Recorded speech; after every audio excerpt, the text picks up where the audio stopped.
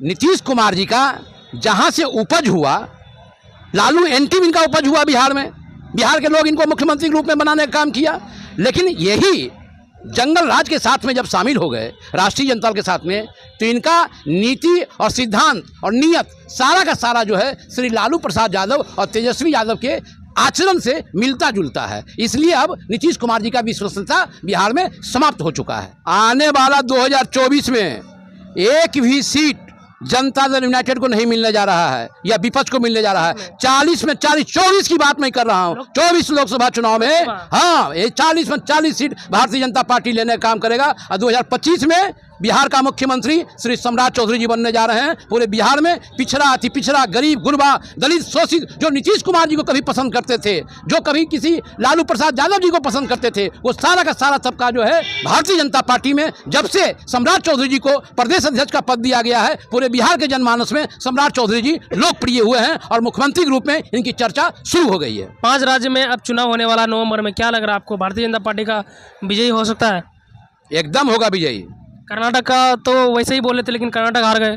कर्नाटक में मिस हुआ है। कर्नाटक में हम लोग का मैनेजमेंट का हार हुआ है। कर्नाटक में जनता हम लोग को नकारा नहीं है और आने वाला जो 5 राज्य है उसमें प्रधानमंत्री श्री नरेंद्र मोदी जी के विकास कार्यों पर हम लोग जीत को प्राप्त करेंगे, जीत को हासिल करेंगे। इस वक्त हम लोग भाजपा कार्यालय के बाहर हैं। वैसे भाजपा कार्यालय तो दुर्गा पूजा के लिए बंद है, लेकिन हमारे साथ कुछ भाजपा के समर्थक हैं। इनसे हम लोग कुछ राजनीतिक मुद्दे में सवाल करेंगे और इन लोग से जानेंगे और बहुत सारी मुद्दों पर बातचीत करेंगे। तो चलिए बिना टाइम गवाए बातचीत का सिलसिला शुरू करते हैं। सबसे पहले सर आप अपना परिचय दे दीजिए।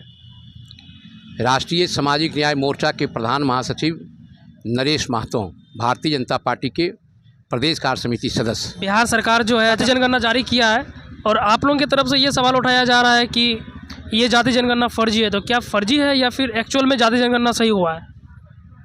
देखिए, बिहार सरकार के द्वारा जातीय गणना को जो आंकड़ा पेश किया गया है उसमें भारतीय जनता पार्टी ही नहीं बल्कि कई सामाजिक संगठन ने भी सवाल उठाया है कि हमारी जो आबादी जो थी उसको कम करके आंकड़ा पेश किया गया है। तो बिहार सरकार निश्चित तौर से जातीय गणना में जो फर्जीवाड़ा किया है, इसके लिए हाल ही में देखे होंगे कि भारतीय जनता पार्टी का प्रतिनिधिमंडल भी महामहिम राज्यपाल श्री राजेंद्र अर्लेकर जी से मिला है, उन्हें इन सब बातों से अवगत कराया है। वहीं बिहार में चर्चित राजनेता राष्ट्रीय लोक जनता दल के राष्ट्रीय अध्यक्ष अभी हाल ही में जातीय गणना में जो त्रुटियां हैं, जो फर्जीवाड़ा हुआ है बिहार सरकार के द्वारा, अभी राजभवन मार्च करने का काम किए हैं। उन्होंने भी बिहार सरकार पर आरोप लगाया है कि बिहार सरकार जो है जातीय गणना में कई जातियों को कम करके पेश किया गया है, जो उचित नहीं है। लेकिन नीतीश कुमार का प्रवक्ता, जो जदयू के प्रवक्ता है नीरज कुमार, वो तो बोल रहे हैं कि अगर जाति जनगणना फर्जी है तो हम पे केस करें। अगर मोदी जी के अंदर इतना हिम्मत है या फिर भाजपा के अंदर इतना हिम्मत तो केस करें, हम वहाँ जो है अदालत में दिखाएंगे कि क्या फर्जी है क्या सही है। तो आप लोग कानूनी तौर पर क्यों नहीं कर रहे हैं कि खाली फर्जी लगाने से थोड़ी ना कुछ होने वाला है? जनता दल यूनाइटेड का जो जन्म हुआ था समता पार्टी के गठन के साथ हुआ था। पहले समता पार्टी नीतीश कुमार जी जब बिहार में लालू प्रसाद यादव और राबड़ी देवी जी के सरकार को जब जंगल राज कुशासन का यही आरोप बिहार के मुख्यमंत्री श्री नीतीश कुमार जी लगाया करते थे, तो इन्होंने समता पार्टी का गठन किया। उस समता पार्टी गठन के समय में भारतीय जनता पार्टी ने बिहार के आम जनमानस को राहत और शांति देने के लिए नीतीश कुमार जी को नेता के रूप में प्रोजेक्ट किया गया। इसलिए जनता दल यूनाइटेड के नेता के कथनी और करनी में आकाश जमीन का अंतर है। ऐसे जातीय गणना के सवाल पर हम लोग का भी केंद्र सरकार से डिमांड है कि केंद्र सरकार को जातीय गणना पूरे देश में कराना चाहिए।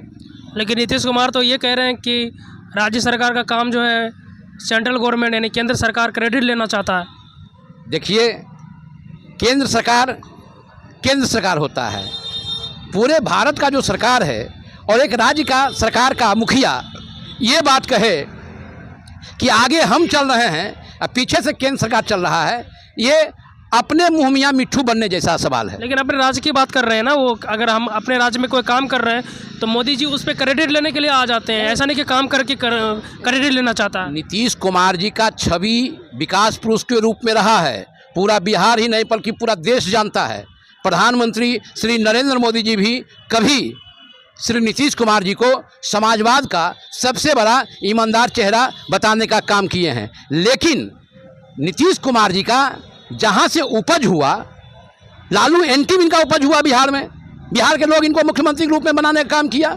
लेकिन यही जंगल राज के साथ में जब शामिल हो गए, राष्ट्रीय जनता दल के साथ में, तो इनका नीति और सिद्धांत और नियत सारा का सारा जो है श्री लालू प्रसाद यादव और तेजस्वी यादव के आचरण से मिलता जुलता है। इसलिए अब नीतीश कुमार जी का विश्वसनीयता बिहार में समाप्त हो चुका है।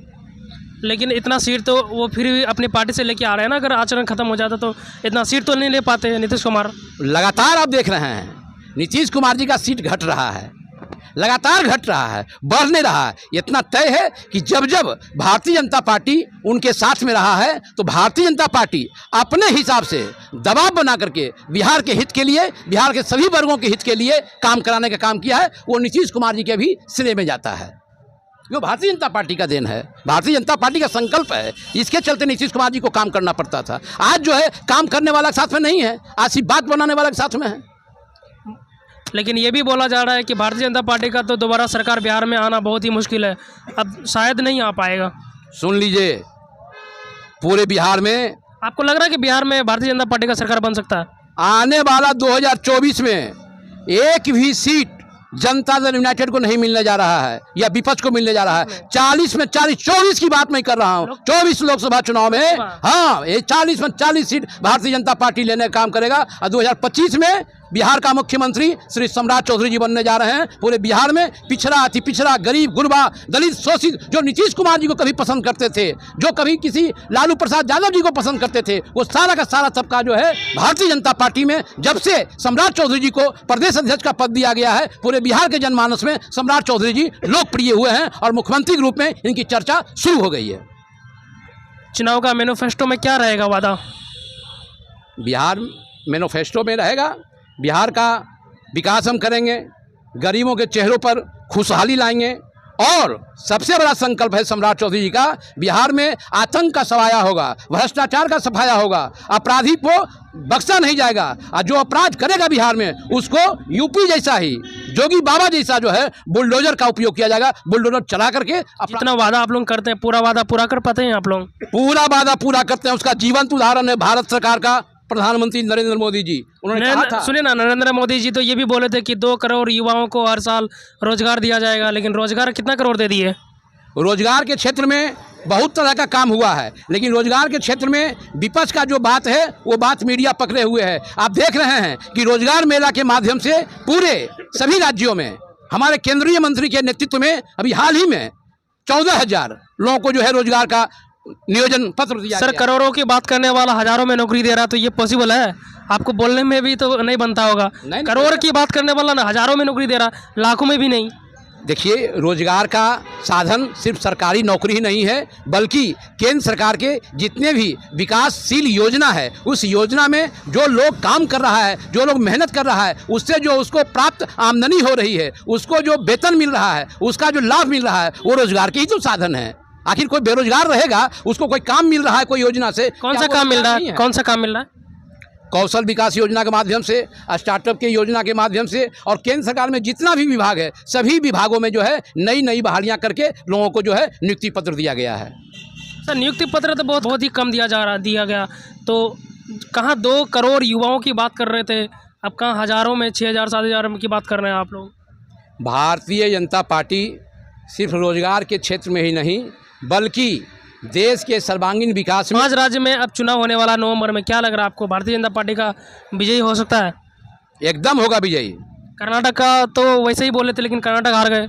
कर्नाटक में मिस हुआ है, कर्नाटक में हम लोग का मैनेजमेंट का हार हुआ है। कर्नाटक में जनता हम लोग को नकारा नहीं है, और आने वाला जो 5 राज्य है उसमें प्रधानमंत्री श्री नरेंद्र मोदी जी के विकास कार्यों पर हम लोग जीत को प्राप्त करेंगे, जीत को हासिल करेंगे। तो ये थे हमारे साथ भाजपा के समर्थक, और इन्होंने अपनी बात को बखूबी तरीके से सारे सवालों के जवाब दिए।